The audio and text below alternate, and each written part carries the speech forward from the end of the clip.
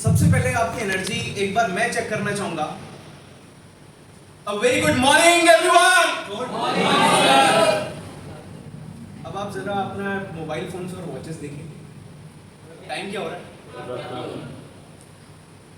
That I want to से कि हमारा जो प्रेजेंस ऑफ माइंड है वो एक्सटर्नल फोर्सेस से अटैक हो जाता है। हम अपना प्रेजेंस ऑफ माइंड थोड़ा सा खो देते हैं। महात्मा जी टेक्निकल की तो बात बाद में होगी, अभी महात्मा गांधी जी की बात कर लेते हैं। एक बहुत बढ़िया कोट है उनका, live as you were to die and learn as you were to live forever. इसका मतलब कोई मुझे बताना चाहेगा कम शब्दों में? एनीवन? चलिए, अगर हमारी मृत्यु कल हो जाए तो हम आज किस तरीके से जिएंगे? क्या हमारे पास कोई प्लान है? हम अपने फ्रेंड्स से मिलेंगे, अपने माँ बाप का आशीर्वाद लेंगे, या फिर हम अपनी मनपसंद हॉबीज को एग्जीक्यूट करने की कोशिश करेंगे? और सीखना हमें ऐसे चाहिए कि हमें वही जो लर्निंग्स हैं वो पूरी जिंदगी अप्लाई करनी है। जैसे कि आज आपको लर्निंग्स मिली तो इसको अप्लाई कर पाए, इस तरीके से सीखना चाहिए। तो प्रेजेंस ऑफ माइंड की तो बात हो गई। प्रेजेंस ऑफ माइंड आता कैसे? मतलब आपने शायद हमारी रिस्पेक्टेड दोनों दीदियों को बहुत अच्छे से सुना होगा। पहला वर्ड उन्होंने क्या बोला था, क्या किसी को याद है?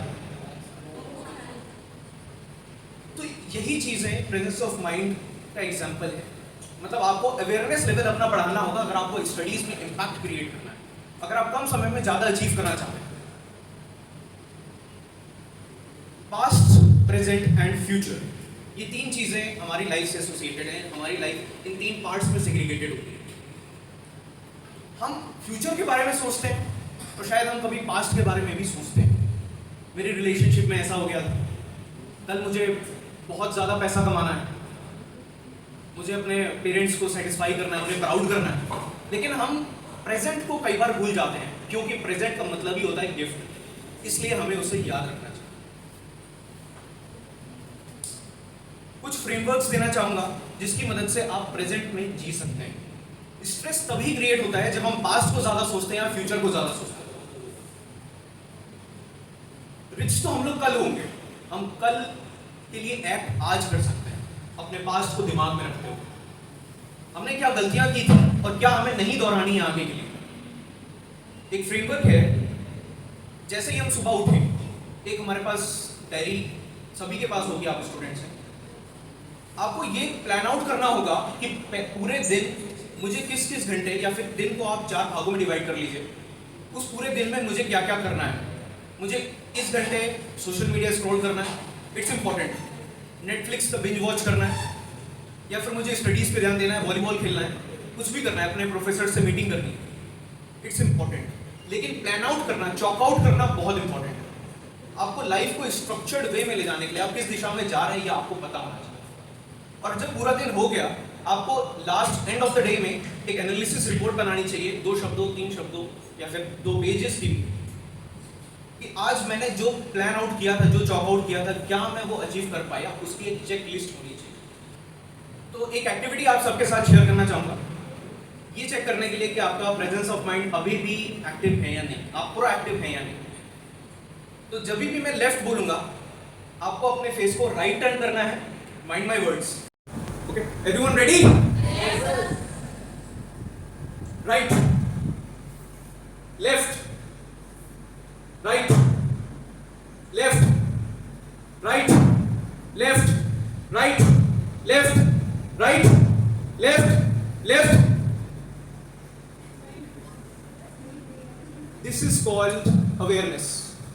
आप एक क्रोनोलॉजी में फंस गए कि शायद फ्यूचर में ही राइट के बाद लेफ्ट ही आएगा या लेफ्ट के बाद राइट ही आएगा। This is called awareness. आपको ये चीज अपनी जिंदगी में अप्लाई करनी है।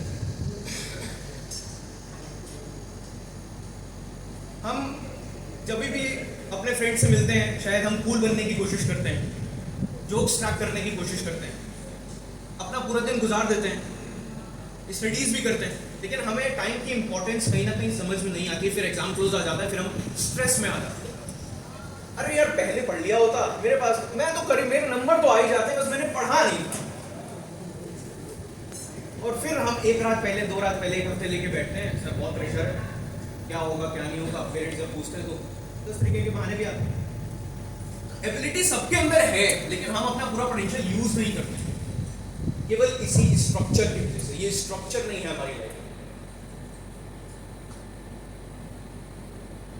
तो समराइज करते हुए आगे बढ़ना चाहूंगा।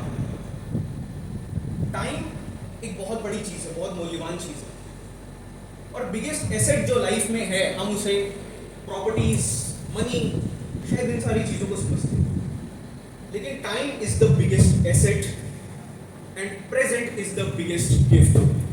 एग्री करते हैं सब? हमने कोट सीखे गांधी जी के,